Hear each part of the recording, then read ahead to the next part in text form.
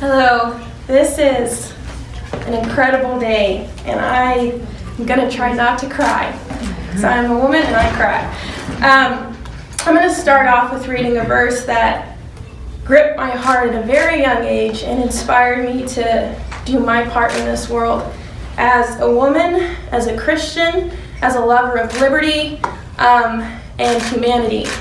Proverbs 31 verse 8 says, "Speak up for those who cannot speak for themselves, for the rights of all who are destitute. Speak up and judge fairly. Defend the rights of the poor and needy."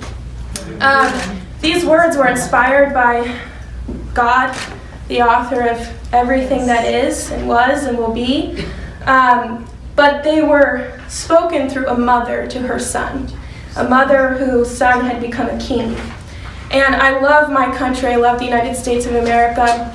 And I love it that here we are all queens and kings, and we all have the responsibility to institute justice, to speak for those who cannot speak for themselves. I love that I'm allowed to do that as being an American, but I am often discouraged, not only globally, but in my own country. We are seeing this practice of defending those who truly need to be defended. This practice has been thrown in the streets. We are exchanging truth for lies. We are calling what is wrong right, and we are fantasizing over foolish, victimization. We're more worried about if a woman's allowed to burn her bra in the street versus the women who are suffering, as you have seen them all here. And we're not defending the true victims in this country and globally. I first saw the horrors of Sharia law when I was very young. I was in a mall, and shopping mall in Tulsa, Oklahoma, or actually Bartlesville, Oklahoma. And I felt pressed by God to speak to this young Pakistani woman who was selling cell phones at a cell phone booth. And I went up to her and I developed a friendship with her.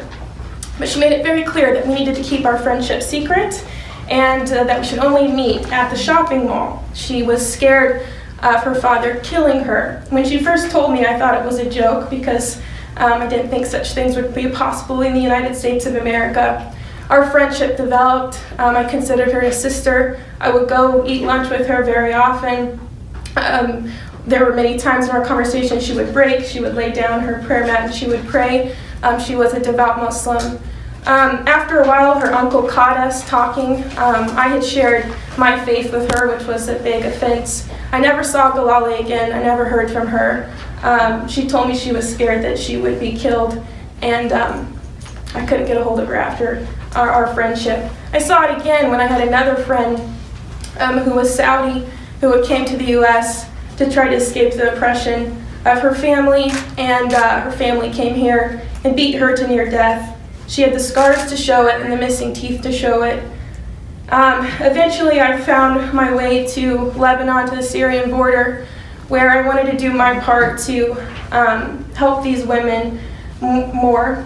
Unfortunately, I only got to help them until they were about 12 or 13 years old through an organization called Christ for the Crescent World, as I taught them English, I taught them different skills. Because at 12 and 13, they were taken from the school and they were forced to marry men much older than themselves.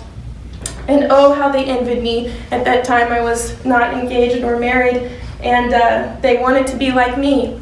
And I felt such a responsibility to take the freedom that God had given to me to bless them. So I'm so thankful for Rabia and everyone here and what you're doing. And I just want to give one charge to each and every one of us. We have the obligation to speak for the speechless. We have the obligation to judge fairly. We have the obligation to fight. This command came from Proverbs 31, which is considered in Christianity to be the pinnacle of what a woman is and of what a woman can expect. This chapter goes on to describe what a woman was made for. A woman was made to own property, as is described in this chapter. A woman was made to care for her family. A woman was made to be feminine. And I think something that we need to know as women rights advocates is to say that we are defending our rights, but that does not mean that we have to abandon our femininity. We were made to be mothers and warriors, and both of those are possible together. We were made to be judges, we were made to be rulers, we were made to be all of these things, and that is being given to us by the divine authority of God. And so I would charge all of my sisters throughout the world, if you are scared, you have the King of Kings backing behind you, and you have his command, you have his ordinance that we were made for more. We were made to be owners. We were made to be equal with men, and we'll never be the same. We were all different. We are fully feminine. We are mothers. We are sisters. We are daughters, but we are powerful equally, and we are capable equally, and we have the responsibility equally.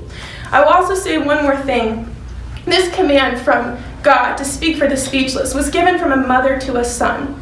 And I think the only way that we're going to find victory in this world, in the U.S. and abroad, over the horrors that you've heard, and there's so many left unsaid. I know we have all got the memories in our heads and the pictures that we go to sleep with at night. This is a fight that we need to fight arm in arm with our men. So mothers, like the mother of King Lemuel said, tell your sons to speak for the speechless. You charge them to stand up for women or any injustice that you have. Sisters, charge your brothers. This is not a fight that is solely feminine or female. This is a fight that is a human fight for other humans. And so I look forward to the day that at a Middle Eastern women contest or fight for women's rights, that we can have this fight arm in arm with our men. And to all the men out there that think that, oh, I can't talk about these issues, or I'm a man, my voice doesn't matter. No, you were made to be our defenders equally. And so I would charge you to join us in that fight.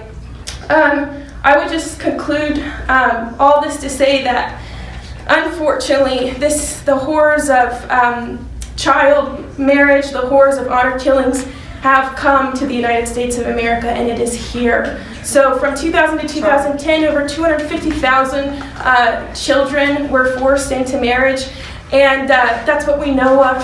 No one knew when Galali disappeared. Who's going to report that? Her uncles, her cousins. She lived very isolated. I was never allowed to go, near that realm. So I'm imagining there's so many more that's never been reported. Here in the U.S., we're catching dozens of women who are killed through honor killings, and that's if the court's willing to deem it for what it is. So I would charge everyone, start where you're at. If I could see it in Tulsa, Oklahoma, in a shopping mall, I can promise you it's everywhere, from New York to LA. And so it's not enough for us to just respond for when we see it. We need to look for the hurting. We need to look for those who are suffering, and we need to stand up for it. And for those, if you want to respond for those globally, support organizations that are active in defending this, trying to save one woman at a time. All of these women here represent organizations. Rabia does. So I would support them financially. I would support them spiritually in prayer. But most importantly, I would support them with your voice. It's a God-given gift. And if you're like me and you grew up with freedom, you have a responsibility to use that. So I'm grateful for America. I'm grateful for all of these women. And I'll charge us one more time. We must speak for the speechless, and there's no other group that I think is suffering more now than women through the Middle East, through Africa, throughout, who are being oppressed from the horror of Sharia law, which is in total contrary to our natural God-given rights of life, liberty, and property for man, women, and child. So we have a responsibility to stand up against that. I do want to thank the President of the United States, because I do think for once in my lifetime we have someone who's willing to call it like it is, and who's not going to think that Islamists and all of the Sharia is something that's formidable for women's comfort. It's not. I am not Muslim. I do not grow Muslim, but in my small experience overseas and in my experience here in the U.S., it is oppressive and it is utterly anti-American. So I'm very grateful for Donald Trump to stand up and make that declaration.